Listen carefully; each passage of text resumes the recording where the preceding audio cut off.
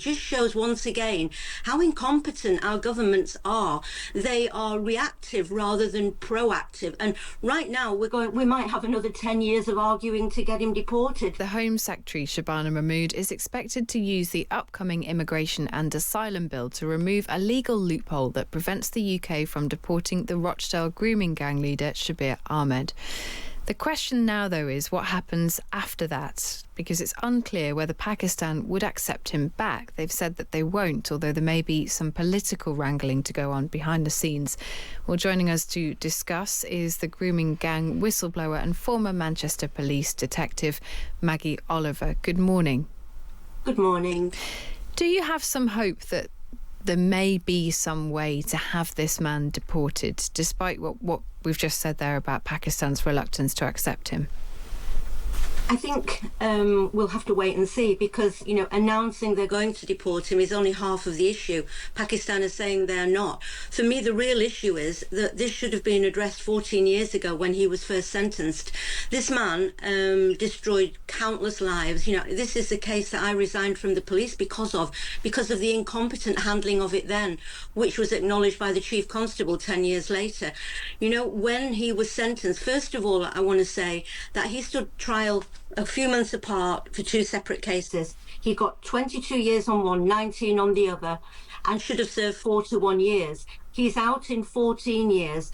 But when he was ordered to be deported on his release, surely the judge and Keir Starmer, as the Director of Public Prosecutions at the time, must have known that this antiquated 50-year-old law would prevent that.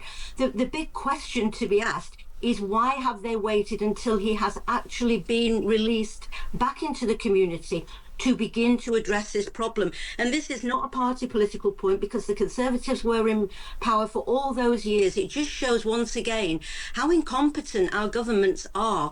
They are reactive rather than proactive. And right now we might have another 10 years of arguing to get him deported. That there is far more wrapped up in this than just the deportation of one man. But last week and the week before, I still support some of the Rochdale survivors, and young Ruby, who was one of the victims, and the girls who went to court around this case, was absolutely terrified that he was being released back into the community. And one of those issues is that nobody has responsibility for the safety and the security of victims. Once a trial is finished, I had to put in a personal phone call to an assistant chief constable in GMP to get her some security around her home. So there are so many more issues to this than just his deportation. This Rochdale case, probably because of the drama Three Girls, which I worked on with the victims, continues to show where the gaps in the system are after years of under investment and neglect of our criminal justice system. So I guess we'll have to wait and see. I mean, Maggie, we had the victims minister on the programme earlier on, and I put that to her, this question about if you are releasing people on early release schemes, often sexual predators, domestic abusers, people who've been, in jail for some of the worst crimes, the government said that it would make sure there was a structure in place to review them, to review the safety of that release, and also a hotline for victims. The minister was unable to confirm whether any of those things were in place. Do you think the government is doing enough here to support those victims? I know this subject inside out, and that is absolute nonsense. And that government minister, I don't know who it was, they know it's nonsense. I mean, even last week we had the National Audit Report, which has said that probation is on its knees. They need at least 2,200 more probation officers. Tagging is unsafe. It isn't effective. They don't have enough people to monitor these serious criminals when they're released. What I would be doing is building more prisons. I'd be keeping them in prison. The money that goes into keeping somebody like Shabir Ahmed in a hostel, it's not a free service. He's in a hostel, he's tagged. The tagging isn't reliable. Adil Khan, who was one of the other Rochdale abusers who got young Ruby pregnant when she was just 13, he's absconded the country. He was also meant to be signing on the sexual offenders register for life. These systems are unsafe, and victims, live in their homes in terror. They walk out of a court after giving evidence, and there is no agency that holds responsibility for their safety.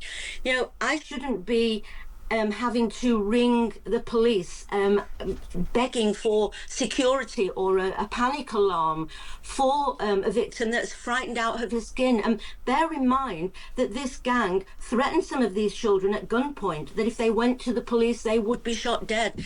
These are the real fears of victims. And, we hear all these words now. This should have been dealt with back in 2012. This is too little, too late, and it's one man and one case that shows that there are so many failures and gaps in our criminal justice system due to many, many years of underinvestment. I am glad that they're looking at this now, but I think it is far too little, too late. Maggie, have you had any contact with Andy Burnham at all? Do you have any faith that things will be different with him in charge as Prime Minister? I know Andy Burnham very well because as a result of what I said on the media in 2016-17, he announced and started some independent reviews in Manchester into this very case and Operation Augusta. What I saw there, I was extremely grateful for those independent reviews. Stage 4 was meant to be an assurance review, and unfortunately he didn't. He failed to act effectively in looking at current bad practice and failures. He, in my opinion, lost his bottle in doing that. He was very happy to say these failures happened in the past, but when it came to looking at what's going on now, unfortunately he didn't grasp the nettle. So I think Andy Burnham, he's a very good communicator. For me, the jury is absolutely out whether he will actually act constructively and efficiently, and not just in a result to a public outcry. What's happening now is because there has been a public outcry throughout the country about the release of this man. So we've got a reactive response, not proactive. And what we need is politicians and public servants who can see what's coming down the line. I could see this coming in 2012. Why couldn't they? And that really is why the public have lost trust in our public institutions and our politicians. They seem to be always scrambling in the background when things have already, happened. Shabir Ahmed is in the community now. We don't know where he is. I do know that his victims are actually extremely frightened, and surely that should have been addressed when he was sentenced in 2012. Yeah, it's a really important point to make, Maggie. Thank you very much for joining us. Pleasure. Thank you for having me. Thank you. That's Maggie Oliver there, grooming gang whistleblower and former Manchester police detective.